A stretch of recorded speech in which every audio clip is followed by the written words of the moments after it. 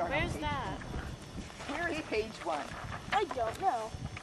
And it says soil and vegetation. And what we're going to look at here is we're going to study two kinds of soil. Down there is going to study the lower soil, and we call it the river channel soil. It's down where they're standing in the grass. The river used to flow right through there at one time, and it has changed its course. It used to flow over there where the house, the little shack, something, that used to be the river. But up here, the river never came up here. So we have a different soil because it didn't travel up here. yeah, it didn't have the sediments were never here from the river. So what we want to start with is what are the differences between where those guys are sitting down to do the river channel soil and where we're standing on the upland? What's different? That's going to be wetter than this. Okay, write down the river channel is wetter. Wait, where's that? Question 1, what's the differences Oh, between okay. the upland and the river channel? So what else is different? What makes that look different down there? It's all covered with plants. It's got more life? More plants, yeah. It's got more plants down in the river channel. And do they have the same kind of plants up here and down there? Grass in the river. And this is grass requires more water. Shrubs up here. And more shrubs in the upland. Next thing we're going to look at is what's the same between the two? They both got life. They both have plants. That's the life. Can you think there's one kind of plant that is missing from both places right now? Cattails. Trees. Trees. There's no trees in either spot. So that's the last question here is how do you think the rewatering of the river might affect the land and the life it supports? There will be more moisture on the grass. We're going to have more grass and more life. What kinds of life might do better now that there's water here? Animals. Yeah. Creatures. Yeah. Bugs. Bugs. So put down the animals, more more bugs, more plants. Now we're going to go up to where we're going to study this upland soil, and up here I have a tarp to sit on, and we're going to do a bunch of soil tests. We're going to finish page 1. And it says soils are composed of 3 parts. So there's 3 things in soil. Can you think of one of them? Almost. What are rocks made of? Minerals. Minerals. So that's number 1. What else is in soil besides minerals? See, all these are just little pieces of mineral. Yeah, and that is organic matter. Organic means it was living. So that's number 2. An animal that was once living or is still living. Because, you know, sometimes in soil you'll have living, like worms and stuff. Yeah, there's moisture. There's not always moisture, though. Not always. Right, so with soil, the moisture needs to go into spaces. If it was solid like a rock, it didn't have any spaces, then you couldn't get any moisture or any roots in it. So the third important thing that's in soil is space. So that's number 3. Yeah, space for roots and water to get through so that it's not totally solid. Then the next thing is 5 key soil forming factors. It's almost a tongue twister. But these are things that make one soil different from another.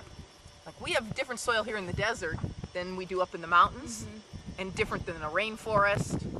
And there's things, what makes them different? And there's 5 of them that are the most important ones. We'll start with the minerals here, but let's not write minerals. What it is the parent material. What kind of rock did it come from? So put parent material.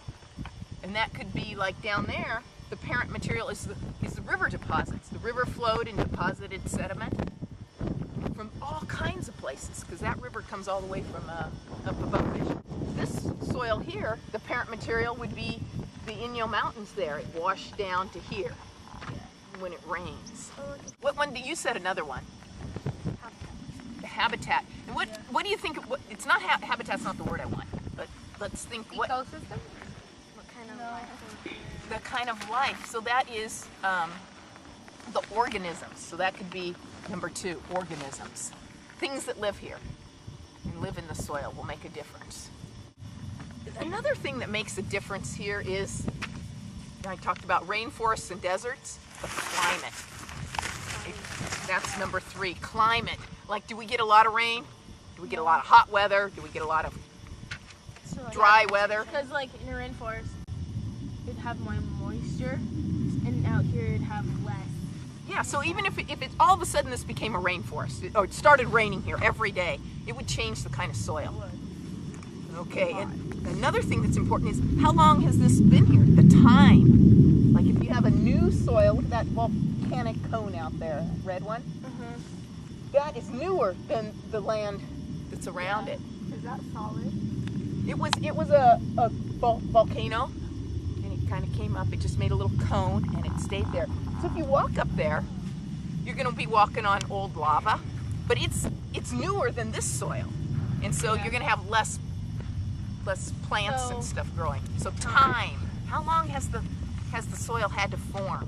Oh, the last one is topography. Is the land flat or is it steep?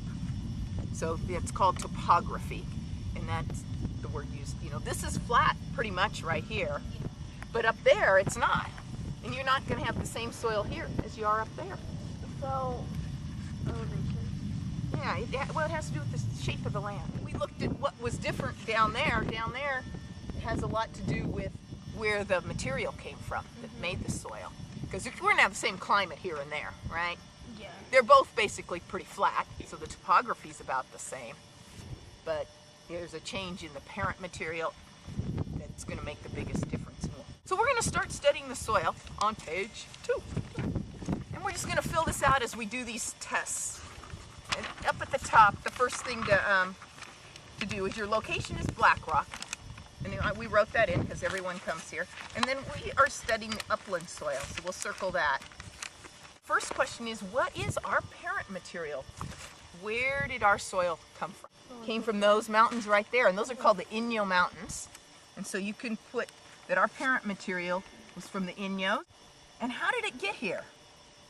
And yeah, it could come down by water. And the term we use for that could go in the parent material is alluvial. And that just means that, Alluvial. yeah, that's an alluvial fan, and we're at the very base of it. And it just means it washed down by water from the Inyo Mountains. The next thing we do is we need to go collect our own soil. This is one I dug this morning. This is the surface. This is as I dug down. It changed a little. This, you can see, still has some moisture in it. It hasn't even dried out. It's had a little bit. And we didn't see hardly any moisture on the surface, do we? So we're going to go dig down about this far and take some of the surface soil to do our test soil. Yeah, usually you stand still and you turn the auger. See how it works? And so it's going to start to dig the hole. We're going to sample the first little bit. Then the next group that comes here will dig a little deeper. And the next one, and then we'll just keep digging all day in the same spot. So you got to kind of push too as you turn. All right. Okay, now lift her up and let's see if we can get some of that in here.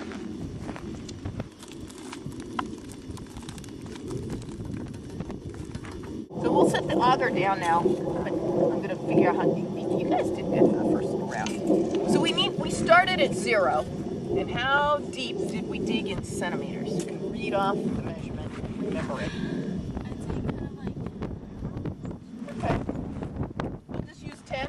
I'm going to put in this equipment to start collecting. And we'll have to come back and read these in a few minutes.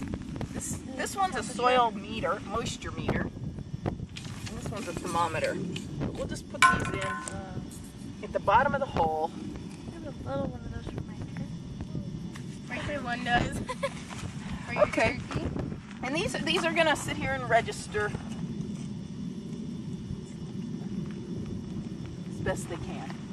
Well, we do some data, and then when it's time, I'll have you guys come over and read top depth. So we started at 0 centimeters, and we dug to the bottom depth of 10 centimeters. Is just your estimate of the moisture. Is this soil? That's wet. Is it wet, moist, or dry? Moist. Okay, let's all write moist for that. Someone should go read that moisture meter, the yellow box, and see where there's a little black line. The silver one. Not the silver one, yeah. Oh, that one. See where the line is pointing to what number? 0. The moisture meter gives a number to how much moisture is in this. And it's this scale here, the blue one. So it says if it reads 0 that it's basically dry. There's not enough moisture in there for a plant to get any moisture out of the soil. So we'll put 0 and why would a soil scientist want to measure the moisture in the soil with that information. Yeah, it would give them information if they want to plant something. Often they're thinking of crops, you know, or a garden, you know. So if you had a moisture of 0, you would know that you're probably going to have to water if you want to grow a crop out here. This soil, it is the shape of any soil that you can pick up, or are these all rocks? Yeah, okay. So what we use is this little picture matching thing to say we have mostly single grain in here that aren't in clumps. And is that a little piece that isn't a rock? Okay, so which shape is it? Is it the blocky or columnar or granular? These little peds, these little pieces of soil. Most of them aren't, there are hardly any of them, right? Yeah. So mostly our structure, we don't have structure. We're going to call that single grained. Now these little tiny, every now and then we did them up, were they, did they stick together very well? No, not at all. In fact, by the time we've touched this, they're all pretty much gone, aren't they? Mm-hmm. Consistency is how well those little clumps stick together. And when you have single grain, they don't stick together, so it's called loose. The moment you touch them, they fall apart. So for consistency, this soil would be loose. Whether the soil has any structure, you ever seen soil that, well, some of these that has, like, forms dirt clods, you know? That's what you kids call them. What would be a good thing about a soil that has dirt clods opposed to one that doesn't? Roots can hang on them. Roots can hang on them, yeah. How about here, if you poured water on this soil, what'll happen to it? It'll just soak right through, won't it? It'll just, but if you have a thicker soil, it might keep some of the water up there. So structure, that's why a soil scientist kind of studies the structures to find out you know, whether or not there's places for roots. What if it was so thick and hard, like some structure extra firm is when these little peds, they're called, they're dirt clods, are so hard you need a hammer to break them apart. Would that be good for a plant? No. No. So you want something in between. This isn't really the best for plants either, but certain plants like it. Okay, the next thing is, what color is our soil? Tan. Tan, yeah. Now if you're a soil scientist, you have to get an official color number and a color name that are, so what we're going to do is give you each a spoon. Put a little soil in your spoon. Mud pie.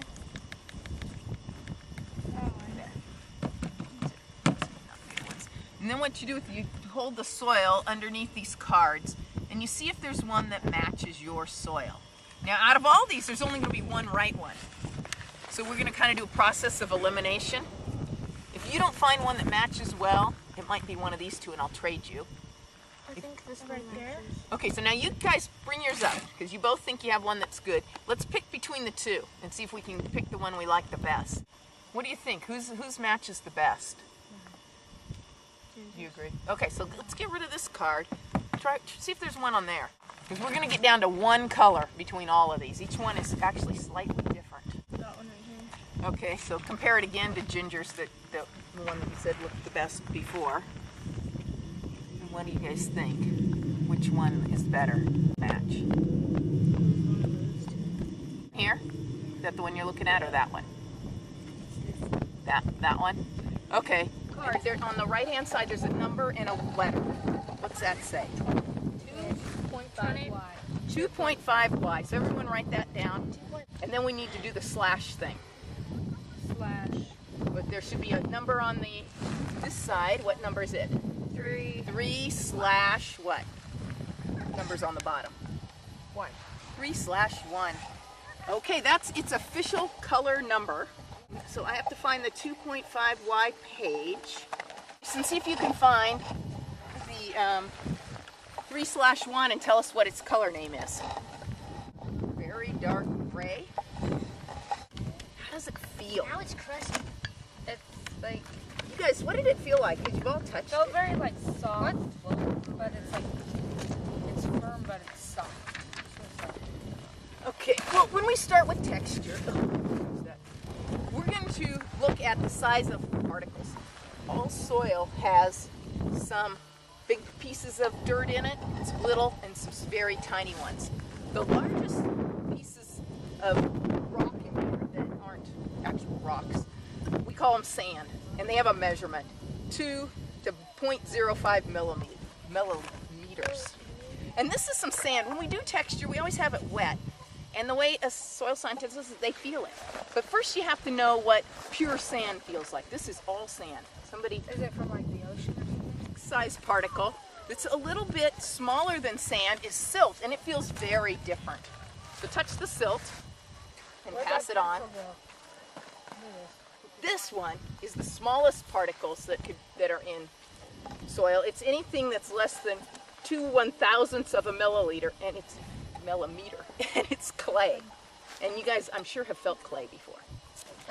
So most soil has some sand, some silt, and some clay. And if it has kind of equal parts, it's loam, and this is loam. So feel that.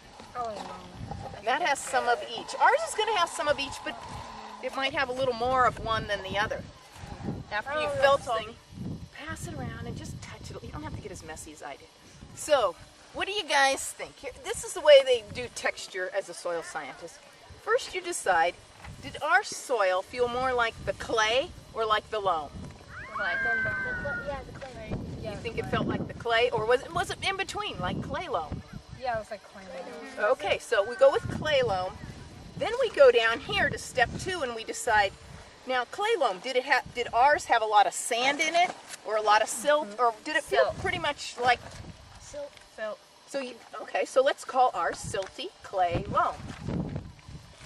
All right, write that down under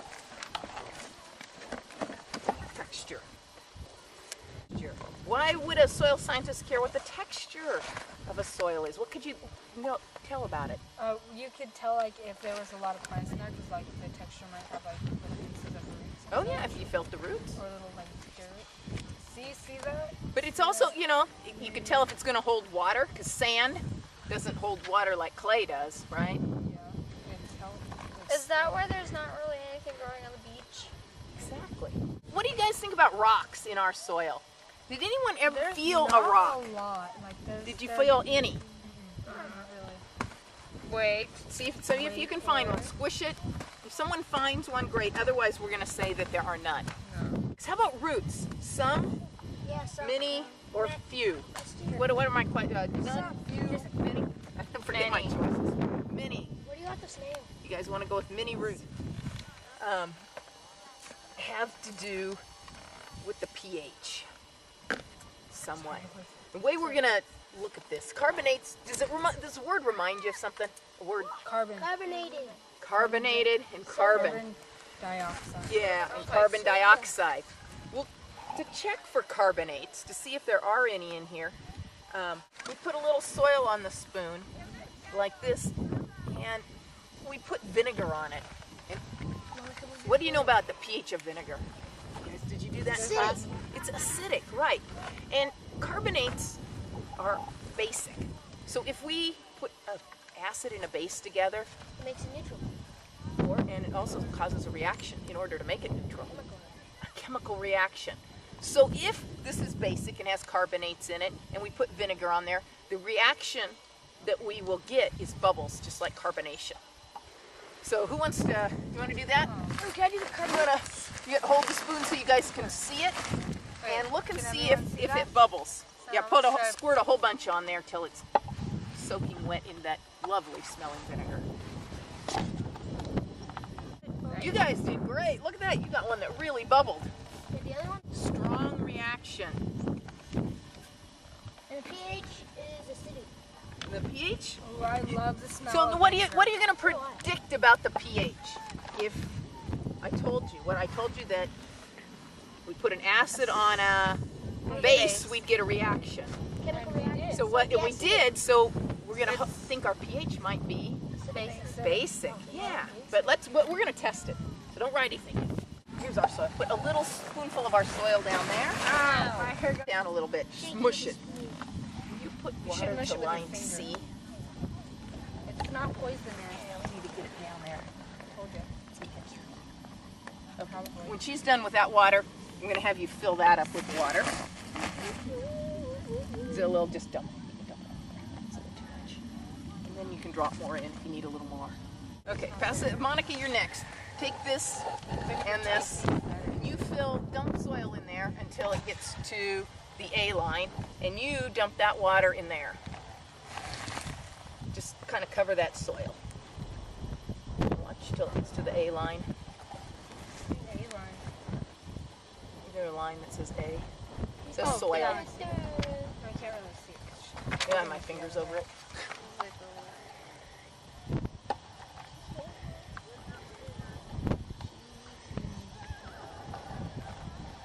Is that it? We need a lid. You want to shake it up? Elizabeth, go. Shake it. Shake it. Shake it. Shake it. Shake it. Okay, a little more water in there. A little bit more. Yeah, kind of up to the top there. Okay, that's good. Yum. Wow. So dip it in there, and then well, we need to get way down in there. Oh, that's just Yeah, well, we want it to get way down and then we want it to dry a little bit, and we'll take that back, and it's just going to sit here for a second. That's starting to turn color, isn't it? It's like green. On the bottom, It's got dirt. Is it like? It's 9. No, it's 7. So it's basic. It is basic. Well, 7 is what? Water. Right. So let's let this sit just for, it really takes it a minute here to kind of, Probably like an 8. What's that? this is what we're using. So we're doing the pH. This test here that we started is how much salt is in this soil. Probably a lot. A lot. Why do you think Because yeah, all these plants that have salt names. We have salt grass, salt bush. You know. little salt So beans it'd be that good taste if there nasty, was but salt? they taste like salt. Yeah, Well, it's it basic. depends on what kind of It plant is you not, are, Jason. That'd whether be it's water. good. Be water. So if we have salt in the soil and we put water on it and we shook it up, that salt will dissolve and it'll be in the water now. So that's the way we can test But this what about the water. salt in the water itself that you put in there? Well, that's why we got this bottle labeled distilled water, so it has no salt in it. Pure water that we use. That was a good question though, because regular water does have some salt in it. And if I had used this water that says regular water, it might have added salt to our test. Okay, let's read the pH before it goes too long. 7. What do you guys think? 7 or 8 or 8. 8? They outvoted you. What do you think? Are they right or wrong? It is basic, and I get 8 is right. Let's check the salt. And the way I'm putting it over here because it needs to be in the shade. And so, Jason, you're close. You can push down that button. You see how the red light comes on? You push it down and you hold it down. The light stays off. And then, Jackie, if you turn the dial until that light comes back on, that will tell us how much salt is in there. So you push down, Jason, and hold that white button down the whole time. And she's going to turn, and you guys watch for the red light to come on. And when you get to it, you just stop. No, keep going, and then we'll go back and see.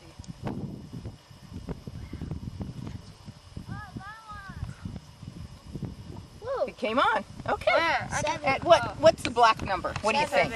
7. Is it 7 or is it for past 7? 7. See how this is 7 and 10? So it's 8. It's a little past 7, isn't it? Yeah, maybe 8. Okay, let's use 8. This is the chart that goes with the soil salinity test. And that's what we just did. What does 8.0 mean? Where would it fall? It would fall in the excessive. It would be greater than this, right?